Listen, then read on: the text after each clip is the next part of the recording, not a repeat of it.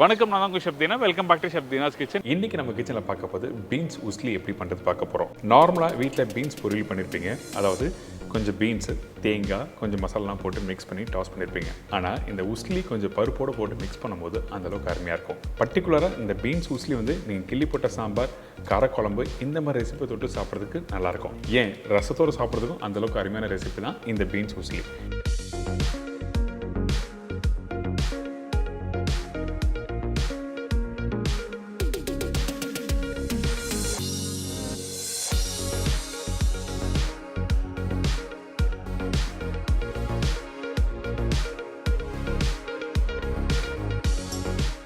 இப்போது இந்த ரெசிபிக்கு தேவையான பொருட்கள் என்னென்ன பார்த்தலாமா?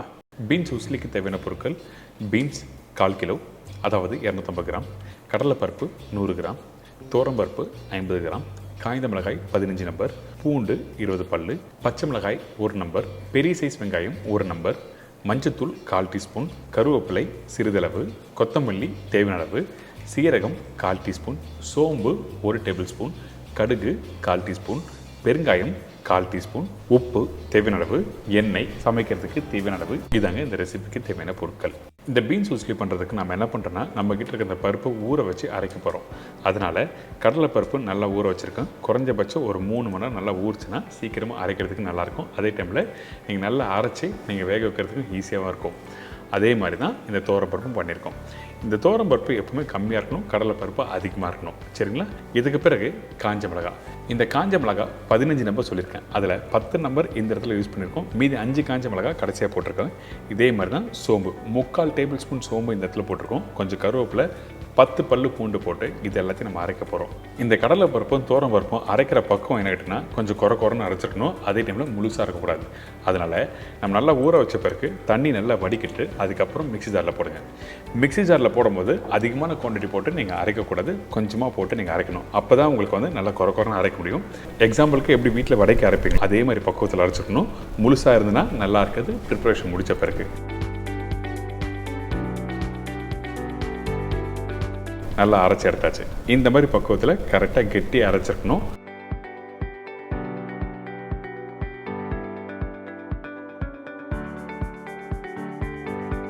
இதுக்கு பிறகு நம்ம என்ன பண்ணுறோன்னா, கொஞ்சோண்டு மஞ்சத்தூள் போடாமல் நீங்கள் வேக வச்சிங்கன்னா பார்க்குறதுக்கும் நல்லா இருக்காது. அதே டைமில் அந்த பருப்போட வாசனை இருக்கும், பச்சை வாசனை. அதனால தான் மஞ்சத்தூள் போட்டிருக்கோம். உப்பும் போட்டிருக்கோம். உப்பு கண்டிப்பாக இந்த இடத்துல போட்டு நல்லா மிக்ஸ் பண்ணிவிட்டு அதுக்கப்புறம் தான் ஸ்டீம் பண்ணோம். சால்ட்டு போடாமல் ஸ்டீம் பண்ணினா கண்டிப்பாக வந்து அந்த பருப்பில் வந்து பீன்ஸோட டாஸ் பண்ணும்போது கண்டிப்பாக நல்லா இருக்காது. அதனால் சால்ட்டு ஃபஸ்ட்டு மிக்ஸ் பண்ணிவிட்டு அதுக்கப்புறம் இந்த மாதிரி ஸ்டீமரில் போட்டு நல்லா ஸ்டீம் பண்ண ஆரம்பிக்கிறோம்.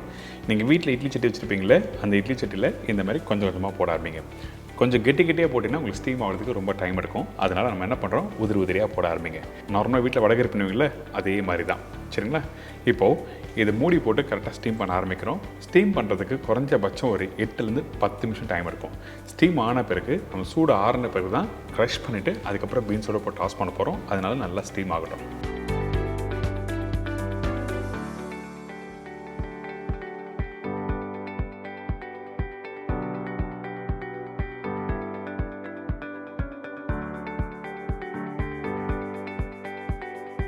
இப்போ பார்த்தீங்களா, இந்த பருப்பு வந்து நல்லா கெட்டியாக உதிரியாக நல்லா வெந்து வந்திருக்கு. அதே டைமில் நம்ம என்ன பண்ணுறோம், சூடு ஆறின பிறகு தான் க்ரஷ் பண்ண முடியும். அதனால சூடு ஆறட்டும்.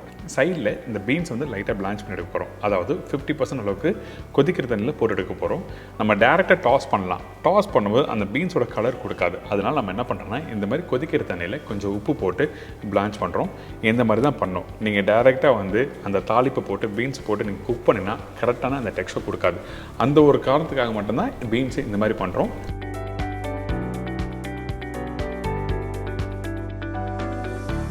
இப்போ பாருங்கள், பீன்ஸ் ஆல்மோஸ்ட் வெந்திருக்கு. இன்னும் கொஞ்சம் ஒரு 2 செகண்ட் விட்டுட்டு அதுக்கப்புறம் எடுத்திங்கன்னா இந்த பீன்ஸ் கரெக்டாக இருக்கும்.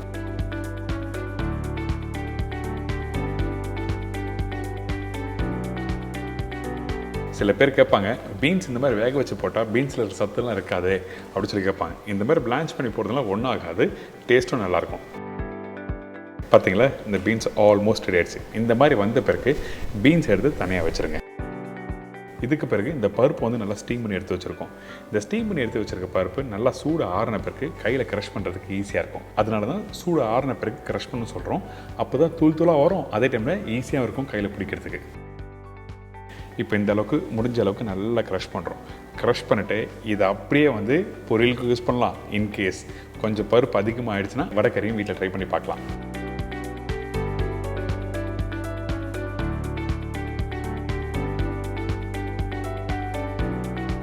இதுக்கு பிறகு நம்ம என்ன பண்ணுறோம், தாளித்து இந்த ரெசிபி கம்ப்ளீட் பண்ண போகிறோம். அதனால் கொஞ்சமாக எண்ணெய்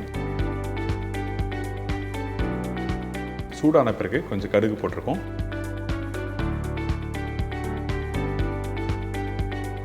சீரகம், சோம்பு 3/4 டேபிள் ஸ்பூன் ஏற்கனவே யூஸ் பண்ணியிருக்கோம் அரைக்கிறதுக்கு.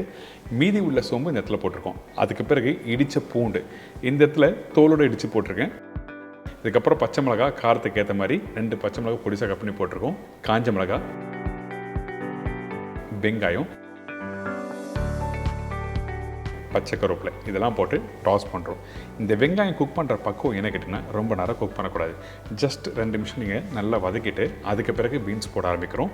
அதே டைமில் இந்த வெங்காயத்தை வதக்கும் போது ஹை ஃப்ளேம் வச்சு நீங்கள் வதக்கணும்.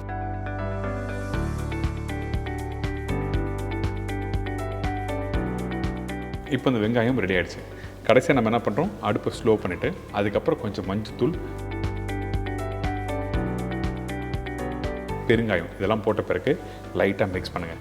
ஹை ஃப்ளேமில் வச்சு நீங்கள் டாஸ் பண்ணும்போது அந்த மஞ்சத்தூள் கலர் மாற ஆரம்பிக்கும். அதனால் ஸ்லோ ஃப்ளேமில் வச்சுட்டு தான் மிக்ஸ் பண்ணணும். இதுக்கப்புறம் பிளான்ச் பண்ணி எடுத்து வச்சுருக்க அந்த பீன்ஸும் போடுறோம். பீன்ஸ் போட்ட பிறகு ரெடி பண்ணி வச்சுருக்க அந்த பருப்பும் இதில் போடுறோம். கடைசியாக கொஞ்சம் கொத்தமல்லி போட்டு நல்லா மிக்ஸ் பண்ணுங்கள்.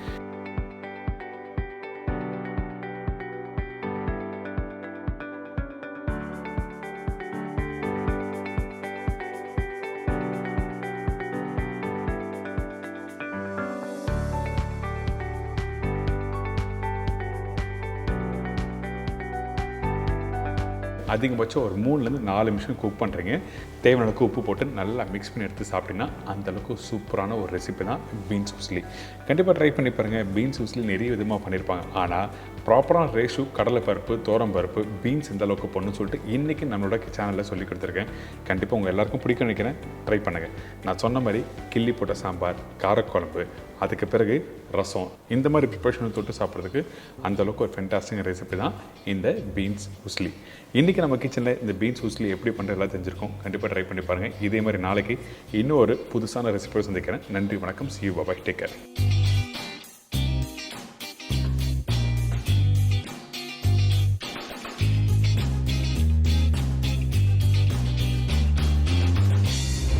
வணக்கம், நான் உங்கள் Shabdeena. Welcome back to Shabdeena's kitchen.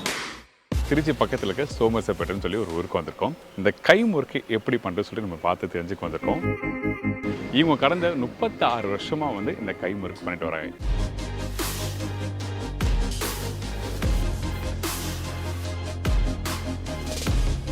இங்கே அசோக் அல்வா வந்து பயங்கர ஃபேமஸ்ஸு. இங்கே ஆண்டவர் கடைன்னு சொல்லி ஒரு அல்வா கடை இருக்குது. கடந்த 50 வருஷமாக அல்வா பண்ணிட்டு வராங்க. ப்ராப்பராக அசோக் அல்வா எப்படி பண்ணணும்னு சொல்லிட்டு இன்றைக்கி நம்ம கேட்டு தெரிஞ்சுக்க வந்திருக்கோம்.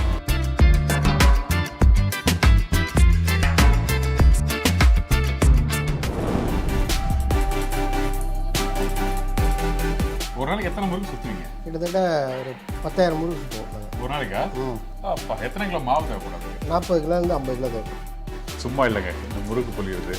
நிறைய பேருக்கு இந்த மாதிரி விஷயம் இங்கே இருக்கா அப்படின்றதே தெரியாது. ஓகே, அப்படின்றப்போ வந்து இதெல்லாம் கொண்டு போய் மக்கள்கிட்ட சேர்க்கறது உங்களை மாதிரி ஆளுங்க தானே.